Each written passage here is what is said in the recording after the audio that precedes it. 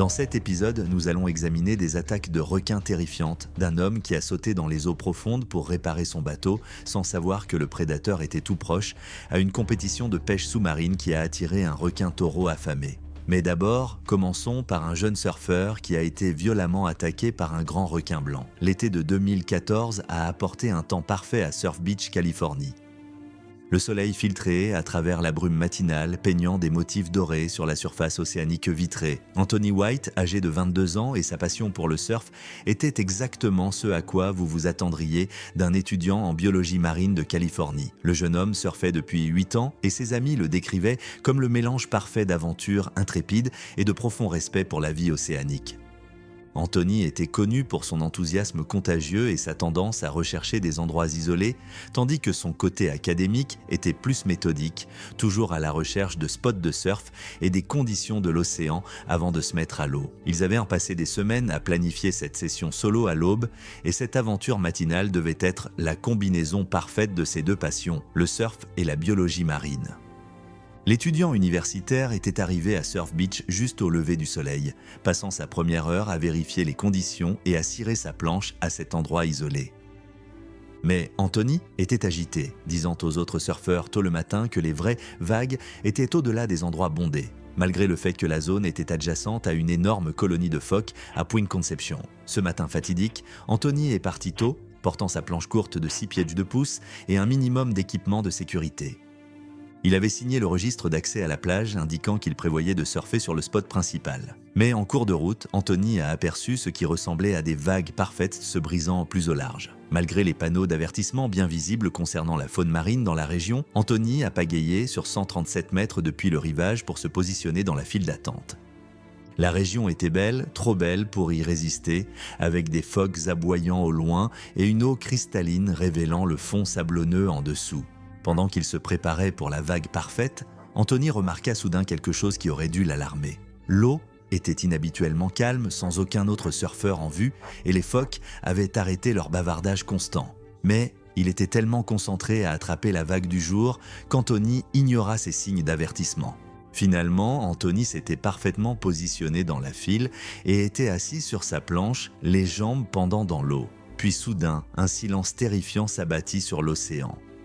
Sorti de nulle part, il était là, un énorme grand requin blanc émergeant des profondeurs à 6 mètres, en dessous de là où Anthony était assis. Ce qu'Anthony ne réalisait pas, c'est qu'il avait pénétré dans le domaine de l'un des prédateurs les plus efficaces de la nature. Les grands requins blancs sont des fossiles vivants qui sont restés pratiquement inchangés pendant des millions d'années, leur corps en forme de torpille, parfaitement conçu pour des attaques explosives. Ces prédateurs de sommet peuvent détecter le sang jusqu'à 500 yards et percevoir les impulsions électriques d'un cœur battant à plusieurs mètres de distance. Lorsqu'ils chassent, les grands blancs approchent des profondeurs à des vitesses explosives, dépassant 35 miles par heure, utilisant l'élément de surprise pour infliger des attaques dévastatrices avec des forces de morsure atteignant jusqu'à 4000 livres par pouce carré.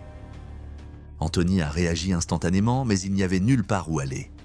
Le prédateur massif a frappé directement par en dessous, couvrant la distance entre eux en une fraction de seconde. Anthony a réussi à voir la forme massive du requin juste avant l'impact, mais l'attaque est venue avec une telle force explosive que lui et sa planche de surf ont été projetés dans les airs. Le cri d'Anthony a déchiré le silence du matin alors que les mâchoires du requin se refermaient sur son torse.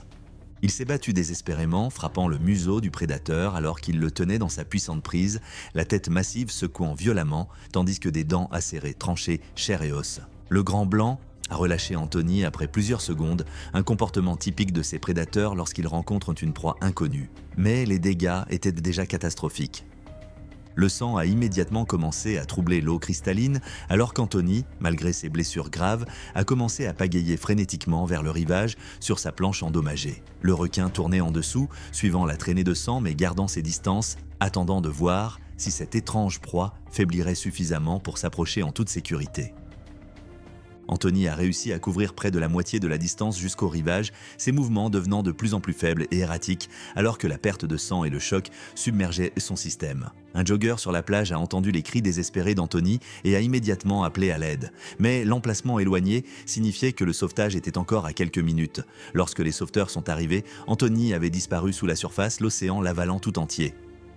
2 heures plus tard, la planche de surf endommagée d'Anthony s'est échouée, portant les marques de morsure en forme de croissant d'un grand requin blanc. Les énormes entailles racontèrent l'histoire d'une rencontre avec l'un des prédateurs les plus efficaces de la nature. Le corps d'Anthony n'a jamais été retrouvé malgré des efforts de recherche intensifs. L'université a instauré une bourse commémorative en son nom et la plage de surf a été temporairement fermée tandis que les biologistes marins étudiaient l'activité des grands blancs dans la région. L'attaque a conduit à l'amélioration des systèmes d'avertissement et à des briefings de sécurité supplémentaires pour les surfeurs. Alors que le soleil se couchait sur la côte californienne, le souvenir d'Anthony White servait de rappel frappant du pouvoir impitoyable de l'océan. Mais tandis que les grands blancs du Pacifique chassent avec une précision calculée à des centaines de kilomètres des eaux troubles du Texas, le matin du 3 septembre 2015 s'est levé avec des conditions parfaites dans la baie de Galveston au Texas. Le ciel était une toile bleue brillante s'étendant sur la célèbre côte du Golfe, avec juste assez de brise marine pour créer des conditions de pêche idéales. David Walter, âgé de 26 ans et son entreprise de pêche de charter, n'auraient pas pu demander un meilleur temps pour emmener 4 touristes de Dallas lors du voyage de pêche de leurs rêves. David était exactement le genre d'entrepreneur qui incarnait le rêve américain. L'immigrant de première génération avait construit son entreprise de charter à partir de rien et ses clients adoraient de son enthousiasme communicatif et sa capacité à trouver des poissons quelles que soient les conditions. Ses amis le décrivaient comme méthodique et conscient de la sécurité, vérifiant toujours son équipement 2 fois, mais aussi poussé par un désir presque obsessionnel de donner à ses clients l'expérience de pêche parfaite. Les touristes de Dallas fêtaient un enterrement de vie de garçon et David leur avait promis de l'action dans les eaux productives près des jetées de Galveston. Ils avaient passé leurs premières heures sur l'eau à attraper du vivano rouge et de la truite mouchetée, David gérant le bateau avec expertise, tandis que la glacière se remplissait de leurs prises. David avait navigué jusqu'à son endroit de pêche préféré à seulement 1 mile au large, où la profondeur tombait à 25 pieds et attirait des bancs de poissons appâts et les prédateurs qui les chassaient. Les touristes s'amusaient comme des fous, parlant déjà de réserver un autre voyage. Mais, alors qu'ils se préparaient à se déplacer vers un nouvel endroit pour la pêche de l'après-midi, le désastre a frappé. Le moteur du bateau toussa, crachota et s'arrêta complètement, les laissant dériver dans le fort courant du Golfe vers le chenal maritime très fréquenté. David diagnostiqua immédiatement le problème. Un filtre à carburant bouché qui aurait dû être une simple réparation. Mais alors qu'il travaillait sur le moteur, l'ancre du bateau commença à dériver dans le puissant courant. La situation devenait dangereuse et David savait qu'il devait agir vite. Les capitaines de charters locaux avaient averti d'une activité inhabituelle récente dans la région, mais ces avertissements étaient fréquents dans les eaux du Texas. L'eau était trouble depuis les récentes tempêtes, rendant plus difficile de voir ce qui pourrait se cacher sous la surface. David avait pêché dans ces eaux pendant des années sans incident et il estimait que le lieu de pêche populaire serait sûr avec d'autres bateaux à proximité. Avec ses clients de plus en plus inquiets à propos de leur bateau à la dérive, David prit une décision fatidique. Il se déshabilla et plongea par-dessus bord pour remettre manuellement l'ancre, espérant stabiliser leur position pendant qu'il réparait le moteur. Ce que David ne savait pas, c'est qu'il avait pénétré dans le territoire de chasse de l'un des prédateurs les plus dangereux du Golfe. Les requins bulldogs sont parmi les tueurs les plus adaptables de l'océan, se sentant aussi bien chez eux dans les environnements d'eau salée que d'eau douce. Ces chasseurs trapus et puissants possèdent que des reins spécialisés qui leur permettent de réguler les niveaux de sel dans leur sang, leur permettant de remonter loin les rivières et d'entrer dans les lacs d'eau douce où les autres requins ne peuvent pas survivre. Cette adaptation unique signifie que les requins bulldogs peuvent apparaître pratiquement partout où il y a de l'eau, de l'océan ouvert aux étangs de parcours de golf à des kilomètres à l'intérieur des terres. Leur tempérament agressif et leur volonté d'explorer tout ce qui se trouve dans leur territoire les rendent responsables de plus d'attaques non provoquées sur les humains que toute autre espèce, à l'exception des grands requins blancs. Avec une force de morsure de 1350 livres par pouce carré et des électrorécepteurs capables de détecter des champs électriques à plusieurs mètres, les requins bulldogs utilisent un modèle de morsure et de libération implacable, frappant plusieurs fois avec la ténacité d'un pitbull jusqu'à ce que leur proie cesse de bouger. David a travaillé sous l'eau pour libérer l'ancre coincée, mais le courant était plus fort que prévu et l'ancre s'était enfoncée dans les débris. Le requin bulldog de 2 mètres qui patrouillait les zones de pêche depuis des heures, attiré par la traînée de miettes créée par la sortie réussie de David. Le prédateur, avec ses sens incroyablement aiguisés, a détecté les champs électriques générés par le cœur battant rapidement de David et l'odeur de sang à des centaines de mètres. Ce qui s'est passé ensuite s'est déroulé avec une rapidité choquante.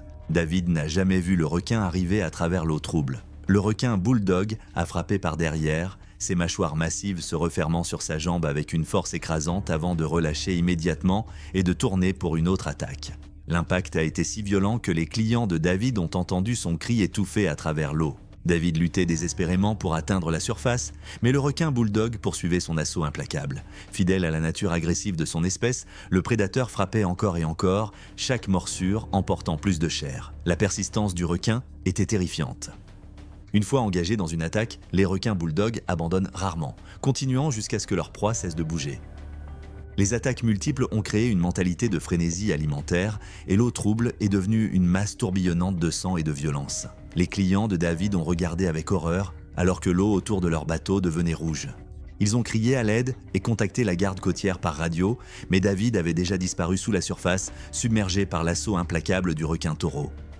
La garde côtière est arrivée presque 1 heure plus tard, ne trouvant que le short déchiré de David flottant dans l'eau tachée de sang. Le requin bulldog avait disparu dans les profondeurs troubles, ne laissant derrière lui que des souvenirs traumatiques pour 4 témoins qui ne retourneraient jamais à l'océan. Le corps de David n'a jamais été retrouvé. Son entreprise de location de bateaux a disparu avec lui et l'incident a conduit à de nouveaux protocoles de sécurité exigeant des balises d'urgence et des systèmes de communication de secours. L'histoire de David est devenue un récit de précaution raconté dans chaque cours de sécurité nautique le long de la côte du Texas. Mais tandis que les requins taureaux du Golfe chassent dans des eaux troubles, où la mort frappe sans avertissement, à des milliers de miles dans les eaux cristallines d'Hawaï, un autre prédateur s'apprêtait à démontrer pourquoi il a gagné le surnom le plus terrifiant de l'océan. Et cette fois-ci, l'attaque se déroulerait sous le couvert de l'obscurité, où même le paradis devient un terrain de chasse pour le tueur le plus indiscriminé de la nature. Le soir du 22 avril 2016 a apporté des conditions parfaites à la côte éloignée près de Hana, Maui. Une douce brise commerciale soufflait à travers les palmiers, tandis que le soleil peignait le ciel de couleurs tropicales éclatantes. Christian Smith, âgé de 24 ans, ne pouvait pas rêver de meilleures conditions pour son aventure de pêche en solo dans l'un de ces endroits secrets le long de la côte préservée de Maui. Christian incarnait le style de vie décontracté hawaïen qui attirait tant de gens vers les îles. Avec son sourire facile et sa connaissance encyclopédique des lieux de pêche cachés, il était devenu le favori local de la boutique de surf où il travaillait. Ses amis le décrivaient comme intrépide et indépendant, toujours aventurant dans des endroits éloignés que d'autres pêcheurs évitaient, cherchant constamment à vivre l'expérience de pêche parfaite que seules les îles pouvaient offrir. Ce soir-là, Christian a chargé son camion avec un matériel lourd conçu pour les gros poissons prédateurs qui chassaient dans les eaux hawaïennes après la tombée de la nuit. L'endroit qu'il avait choisi était d'une beauté à couper le souffle mais complètement isolé. Une plage retirée accessible seulement par un chemin de terre accidenté, serpentant à travers une végétation tropicale dense. Christian est arrivé juste au moment où l'obscurité tombait sur l'océan. L'endroit était parfait, une crique protégée avec des eaux profondes d'approche du rivage et un récif corallien qui attirait des bancs de poissons appâts pendant la nuit. Il installa son équipement méthodiquement, préparant le matériel lourd dont il aurait besoin pour les monstres qui rôdent dans ces eaux après le coucher du soleil. Alors que Christian s'avançait dans environ 6 pieds d'eau cristalline pour lancer au-delà de la barrière de corail, tout semblait parfait. L'eau était si claire qu'il pouvait voir le fond de sable blanc même à la lumière des étoiles et il avait déjà attrapé 2 beaux poissons lorsque le désastre s'est produit. En se déplaçant dans l'eau pour se repositionner pour un meilleur lancer, le pied de Christian a glissé sur du rocher volcanique mouillé. Il est tombé violemment contre des formations de corail acérées, ouvrant une profonde entaille sur sa jambe. Du sang a immédiatement commencé à se répandre dans l'eau cristalline autour de lui. Les pêcheurs hawaïens locaux avaient averti d'une activité accrue des prédateurs pendant la nuit, mais Christian avait pêché dans ces eaux d'innombrables fois. Ce qu'il ne savait pas, c'est que l'endroit éloigné était devenu un terrain de chasse pour l'un des prédateurs les plus dangereux de l'océan. Alors que Christian essayait d'évaluer sa blessure dans la pénombre, il réalisa que la coupure était plus profonde que prévu. Ces éclaboussures et l'odeur métallique du sang créaient la tempête parfaite de stimuli qui déclenchent les instincts de chasse d'un prédateur. Inconnu de Christian, il avait attiré l'attention du prédateur suprême d'Hawaï. Les requins-tigres sont parfaitement adaptés à la chasse nocturne, à la fois en eau peu profonde et en eau profonde, gagnant le surnom de poubelle de la mer parce qu'ils mangent presque tout. Leurs estomacs ont contenu des plaques d'immatriculation, des pneus et même d'autres requins. Ces requins massifs peuvent atteindre jusqu'à 18 pieds de long et possèdent un appétit sans discernement qui les rend particulièrement mortels pendant la nuit lorsqu'ils se déplacent dans des eaux peu profondes pour chasser. Les requins tigres peuvent détecter le sang à plusieurs centaines de mètres et leur système de lignes latérales sent les moindres vibrations dans l'eau, rendant l'évasion presque impossible une fois qu'ils se sont fixés sur une cible. Christian a commencé à se diriger vers le rivage, mais ses mouvements sont devenus de plus en plus erratiques, alors que la perte de sang affectait sa coordination. La coupure de corail était plus grave qu'il ne le pensait, et l'odeur métallique, qui se répandait dans l'eau, était comme sonner une cloche pour chaque prédateur de la région. Le requin-tigre de 3 mètres patrouillait le bord du récif lorsque la traînée de sang de Christian a atteint ses narines sensibles. Contrairement aux requins de récif plus prudents, les requins-tigres sont connus pour leur approche audacieuse et imprudente envers tout ce qui se trouve dans leur territoire, surtout pendant les heures de chasse nocturne lorsqu'ils deviennent les plus actifs. Christian n'a jamais vu la mort venir à travers l'eau sombre. L'attaque a été soudaine et dévastatrice. Le requin-tigre a frappé de côté, ses mâchoires maxillaires massives se refermant sur sa jambe blessée avec une force écrasante. L'impact a renversé Christian, l'envoyant culbuter dans l'eau plus profonde. L'attaque du prédateur était implacable et indiscriminée. Les requins-tigres sont connus pour leur prise tenace, souvent en tenant leur proie, tout en utilisant leur corps musclé pour rouler et déchirer. Le requin a maintenu sa prise, tout en frappant avec sa puissante queue, créant un tourbillon de violence. Ce qui rend les attaques de requins-tigres particulièrement horribles, c'est leur comportement alimentaire. Une fois qu'ils goûtent le sang, ils entrent dans une frénésie alimentaire, mordant à plusieurs reprises jusqu'à ce que la proie cesse de bouger. Christian se battait désespérément, mais la prise du prédateur était incassable et chaque mouvement ne faisait qu'intensifier l'attaque. Dans l'obscurité de la plage isolée, les cris de Christian résonnaient le long de la côte déserte, mais personne n'était là pour les entendre. Le requin-tigre continuait son assaut brutal, son appétit vorace rendant l'évasion impossible. Quand le matin est venu, le camion de Christian a été retrouvé au bout du chemin de terre, ses affaires de pêche encore sur la plage. Mais Christian avait disparu sans laisser de traces, emporté par les eaux qui lui avaient donné tant de joie. Sa disparition a déclenché une recherche massive impliquant des hélicoptères et des centaines de bénévoles. Son corps a été retrouvé 4 jours plus tard sur une plage à 8 miles de là. La communauté hawaïenne a organisé une cérémonie de bénédiction traditionnelle et ses collègues du magasin de surf ont créé un fonds commémoratif pour l'éducation à la sécurité en mer.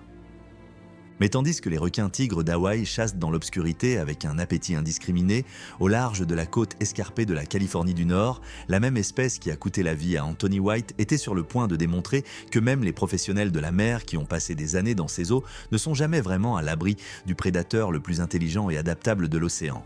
Le 8 novembre 2017 a apporté des conditions automnales fraîches à Fort Ross, en Californie du Nord. Le brouillard matinal s'est levé pour révéler une côte rocheuse spectaculaire où les vagues du Pacifique s'écrasaient contre d'anciennes cheminées marines. Ryan Walsh, âgé de 29 ans, n'aurait pas pu rêver d'un meilleur temps pour plonger.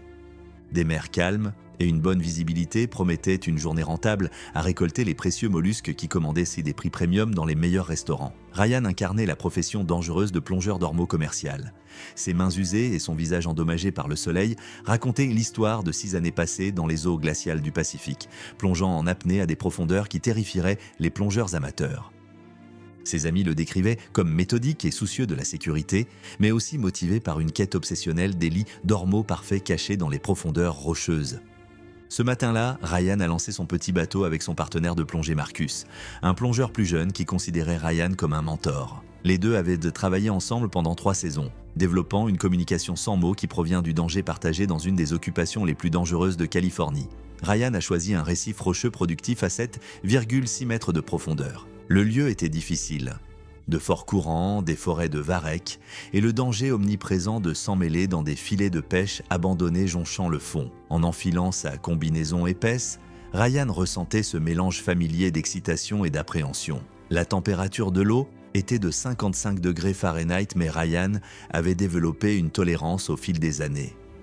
Son sac de plongée contenait un fer à ormeaux, un jauge de mesure et un sac de collecte, des outils de son métier dangereux. Les premières plongées se sont déroulées parfaitement. Ryan a descendu à travers la canopée de kelp jusqu'au fond rocheux où des grappes d'ormeaux rouges s'accrochaient comme des bijoux vivants. Son œil expérimenté a identifié des spécimens légaux et ses mains habiles les ont détachés avec une précision chirurgicale. Mais lors de sa 7e plongée, le désastre a frappé. En travaillant à libérer un ormeau particulièrement gros, la palme de Ryan s'est emmêlée dans des filets de pêche abandonnés. Le monofilament presque invisible s'enroulait autour de sa jambe comme une toile d'araignée, le retenant contre le fond rocheux alors que sa réserve d'air diminuait dangereusement. Après une lutte désespérée, Ryan a réussi à couper suffisamment de filets pour se libérer. Il a fait une ascension d'urgence, les poumons en feu, alors qu'il luttait à travers les algues vers la lumière du soleil. Lorsqu'il a finalement refait surface, il était épuisé, désorienté et dangereusement loin de son bateau. Ce que Ryan n'avait pas réalisé, c'est que ses mouvements de détresse avaient attiré l'attention du prédateur au sommet de la chaîne alimentaire en Californie. Les grands requins blancs sont des fossiles vivants qui patrouillent ces eaux depuis des millions d'années, parfaitement adaptés pour chasser dans les forêts de kelp où se rassemblent les phoques et les otaries. Ces énormes requins atteignent généralement 12 à 16 pieds et peuvent peser plus de 3000 livres, leur corps, en forme de torpille, capable de rafales explosives dépassant 35 miles par heure qui les propulsent complètement hors de l'eau. Leur incroyable système sensoriel leur permet de détecter les champs électriques à plusieurs mètres et de suivre les traces de sang à une distance de 457 mètres. Pendant l'automne, les grands requins blancs adultes patrouillent en plus grand nombre en Californie du Nord, suivant les schémas de migration de leurs proies préférées. Ces requins sont incroyablement intelligents, capables d'apprendre et d'adapter des stratégies de chasse, ce qui les rend imprévisibles et extrêmement dangereux pour les humains qui s'aventurent dans leur territoire. Marcus, regardant à une distance de 300 yards, a immédiatement reconnu que quelque chose n'allait pas. Ryan flottait immobile à la surface, manifestement en détresse. Marcus a démarré le moteur et s'est précipité vers son partenaire, mais la distance semblait incroyablement éloignée. Le grand requin blanc de 13 pieds patrouillait les lits de varech lorsqu'il a détecté l'ascension d'urgence de Ryan. Les sens aiguisés du requin ont capté les impulsions électriques de son cœur battant rapidement, l'odeur d'ormeaux dans son sac de collecte et les mouvements erratiques d'une créature en détresse, autant de déclencheurs activant les instincts prédateurs. Ryan n'a jamais vu l'attaque venir. Le grand blanc a frappé par en dessous avec une force dévastatrice, ses mâchoires massives se refermant sur son torse avec une force de morsure atteignant 4000 livres par pouce carré, tranchant à travers la combinaison jusqu'aux organes vitaux. La première morsure du requin était exploratoire, un comportement typique du grand blanc avec une proie inconnue, mais les dégâts étaient déjà catastrophiques. Le prédateur a lâché Ryan et a fait demi-tour, suivant la traînée de sang alors que Ryan luttait pour rester à flot. Sa combinaison de plongée épaisse offrait une certaine protection, mais les dents du requin avaient pénétré suffisamment profondément pour causer une hémorragie interne massive. Les cris de Ryan résonnaient sur l'eau alors qu'il luttait pour atteindre son partenaire, mais sa force diminuait rapidement à cause de la perte de sang. Marcus a rejoint Ryan en quelques minutes, tirant son partenaire ensanglanté hors de l'eau avec une force désespérée. Ryan était conscient mais s'affaiblissait rapidement, sa combinaison de plongée déchirée et ensanglantée. Marcus a appelé à l'aide par radio tout en appliquant une pression sur les blessures, mais ils étaient à des kilomètres de l'aide. Malgré les efforts héroïques de premiers secours, Ryan est mort d'une hémorragie massive 26 minutes après l'attaque. L'hélicoptère de la garde côtière est arrivé 45 minutes plus tard, mais beaucoup trop tard. La mort de Ryan a provoqué une onde de choc au sein de la petite communauté de plongeurs d'ormeaux en Californie. L'État a mis en place de nouvelles régulations de sécurité et Marcus est devenu instructeur de sécurité de plongée. Les lits à Fort Ross ont été temporairement fermés pendant que les biologistes étudiaient l'activité des grands requins blancs. Mais tandis que les grands blancs du nord de la Californie patrouillent dans les forêts de varech avec une précision ancestrale, à des centaines de kilomètres au sud, dans les eaux chaudes de la Floride, la même espèce agressive qui a attaqué David Walter était sur le point de transformer une compétition de pêche sous-marine en frénésie alimentaire. Et cette fois, l'attaque se déroulerait dans des eaux cristallines, où chaque détail horrifique serait visible pour ceux qui assisteraient à l'efficacité la plus brutale de la nature. Le 14 août 2013 a apporté des conditions parfaites à Jupiter Inlet, en Floride. Le soleil du matin scintillait sur les eaux émeraudes de l'Atlantique, alors que les vagues douces créaient une visibilité idéale pour le tournoi annuel de pêche sous-marine du sud de la Floride. Alex Paul, âgé de 33 ans, ne pouvait pas rêver de meilleures conditions pour l'un des concours de chasse sous-marine les plus prestigieux de la région. Alex incarnait le dévouement passionné de la communauté de pêche sous-marine de Floride. Le chef de chantier de Miami passait ses week-ends à plonger en apnée dans des eaux cristallines, perfectionnant ses capacités à retenir son souffle et à viser avec des harpons. Bien qu'amateur, son athlétisme naturel et ses années d'expérience lui ont valu le respect de la fraternité soudée. Ce matin-là, Alex a rejoint 40 concurrents au briefing du tournoi. Les espèces cibles comprenaient la coryphène, la céréole et le mérou, des poissons de sport prisés offrant de hauts scores. Alex avait exploré en détail et identifié des endroits prometteurs où de gros poissons étaient probablement présents. La compétition a commencé au lever du soleil avec des bateaux se dispersant dans la zone désignée. Alex et son binôme de plongée, Carlos, se sont dirigés vers un récif productif à 30 pieds de profondeur où des bancs de poissons appâts attiraient de plus grandes espèces prédatrices. L'eau était exceptionnellement claire, avec une visibilité de 80 pieds, parfaite pour repérer et traquer les proies. Pendant 2 heures, Alex a eu un succès modéré avec des poissons plus petits, contribuant à son score. Mais au fur et à mesure que la matinée avançait, il se concentra sur la recherche d'un poisson trophée pour les premiers prix. Lorsqu'il aperçut un énorme cobia longeant le bord du récif, Alex sut qu'il avait trouvé sa cible. Le cobia était magnifique, pesant facilement 50 livres et valant le maximum de points du tournoi. Alex a hyperventilé pour prolonger le temps de fond, puis il a plongé pour intercepter la trajectoire du poisson. Son tir était parfait, touchant juste derrière les branchies, mais le poisson blessé a immédiatement pris la fuite vers des eaux plus profondes. Dans son excitation face à un tel spécimen de prix, Alex s'est retrouvé séparé de Carlos et des autres plongeurs, se retrouvant seul dans une section isolée du récif. La lutte du cobia blessé a créé une importante traînée de sang alors qu'Alex luttait pour maîtriser le poisson puissant. Lorsqu'Alex refit enfin surface avec son trophée, il saignait des coupures causées par des nageoires tranchantes et était épuisé par la bataille sous-marine. La combinaison de sang de poisson et de sang humain, ainsi que les luttes continues du cobia mourant, constituaient des stimuli parfaits déclenchant les instincts prédateurs de chaque requin à proximité. Ce qu'Alex ne réalisait pas, c'est qu'il avait attiré l'un des prédateurs les plus dangereux de Floride. Les requins bulldogs sont parfaitement adaptés aux eaux côtières chaudes de l'État, possédant une adaptation remarquable qui leur permet de survivre à la fois dans l'eau salée et l'eau douce. Ces puissants chasseurs mesurent généralement entre 6 et 8 pieds et ont des reins spécialisés qui régulent la teneur en sel dans leur sang, leur permettant d'apparaître n'importe où, de l'océan ouvert aux étangs de parcours de golf à des kilomètres à l'intérieur des terres. Leur système sensoriel incroyable leur permet de détecter les vibrations des poissons en difficulté à des centaines de mètres et de percevoir les champs électriques à plusieurs mètres de distance. Contrairement à d'autres espèces de requins qui peuvent être plus prudentes autour des humains, les requins bulldogs sont connus pour leur approche audacieuse et directe des sources potentielles de nourriture, souvent en concurrence directe avec les pêcheurs sous-marins pour leur prise. Leur nature agressive et leur comportement alimentaire opportuniste combinés à leur capacité à frapper à plusieurs reprises plutôt qu'à mordre une fois et se retirer, font d'eux l'un des prédateurs les plus redoutés des eaux américaines. Le requin bulldog de 7 pieds patrouillait le récif lorsque l'odeur de sang atteignit ses narines à des centaines de mètres. Les sens aigus du prédateur détectèrent les champs électriques générés à la fois par le poisson en difficulté et le cœur battant rapidement d'Alex.